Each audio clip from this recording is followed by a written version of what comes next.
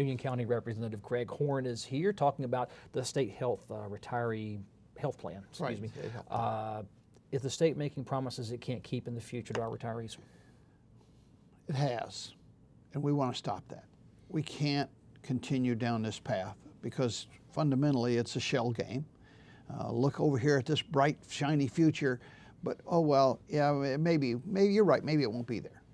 Bad deal. How well is this issue studied at present moment? Because if you can get your bill through, it will study the issue at least. So is there a problem? Is there possibility a problem with state promises versus retiree benefits? Well, I'm going to be optimistic to the extent that I don't think there's presently a problem, but I see the train coming down the tracks. We need to ensure that we are on a track that will ensure that promises made, promises kept. And that's what retirement benefits are all about. Promises made and promises kept. For us to promise something that we can't deliver, that's not a promises made, promises kept. That's a shell game, or a whatever. What is it that Bernie Madoff, the Ponzi scheme? We can't do that. We shouldn't do that. Well, right now we're not there as a state, but a lot of states have made quote unquote promises they can't keep in the future. But the economies change, demographics change, the size of government changes. Can governments today know what's going to happen 30 years out? Because you always blame the guy from 30 years ago for underfunding and overpromising. That's right. Well, our crystal ball isn't any better than anyone else's crystal ball. We try very hard to, based on data, we expect this, this, and this. And that's a good way to plan, but it's a bad way to promise. There's a long distance between a good plan and practical implementation of that plan. And that's why we have to be fully aware of what our challenges may be, what our challenges are presently, and balance that against what we can, quote unquote, guarantee our retirees that have served this state well for long periods of time based on a future promise that we've got to deliver.